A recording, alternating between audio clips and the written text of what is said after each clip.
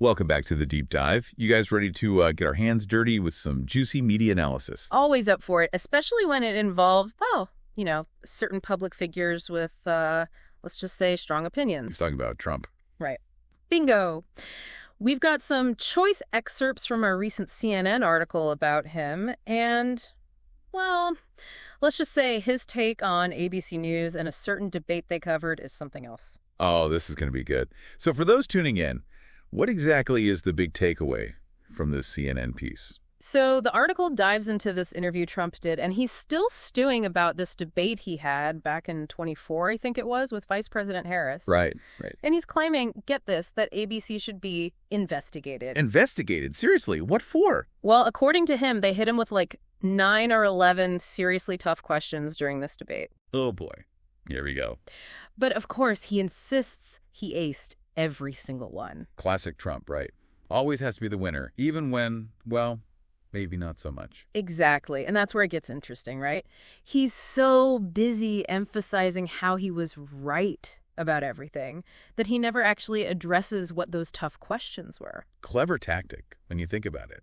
Shifting the focus away from any actual accountability and just sort of like creating this aura of being inherently right. 100%. And as if on cue, right on schedule, he throws in the rigged accusation. Oof, I swear that word is practically permanently attached to him at this point. So what was supposedly rigged this time?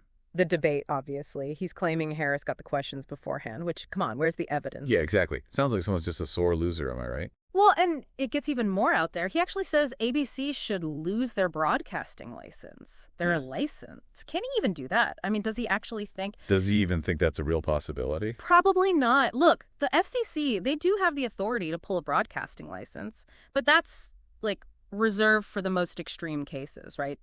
Think blatant violations of public interest, that sort of thing. Trump throwing that out there, it's not about actual legal action. It's about discrediting any media outlet that, dares to portray him in a less than flattering light. It's like he wants to make it so his supporters don't even trust anything that comes from these outlets. If they're not singing his praises 24/7, they must be the enemy. Right. Bingo. Control the narrative, even if it means, shall we say, stretching the truth a bit. And here's the thing, this pattern, it's not just limited to past events. Oh, tell me more. The article also mentions Trump's already got concerns about J.D. Vance's upcoming debate. Apparently it's on CBS. Let me guess.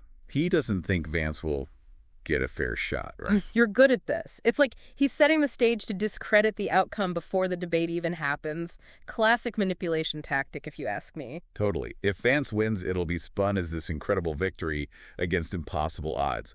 But if he loses, see, I told you it was rigged. It's exhausting, honestly. But speaking of narratives, this CNN piece also touches on something completely different. Melania Trump's new memoir.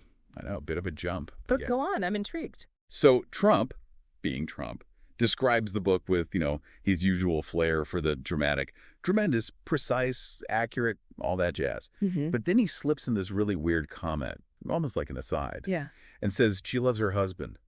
That's probably the biggest surprise to a lot of people.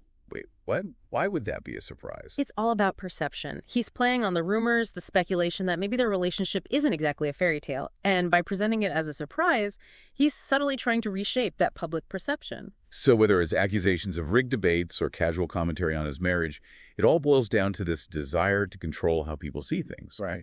Exactly. And that's the really important takeaway here, folks.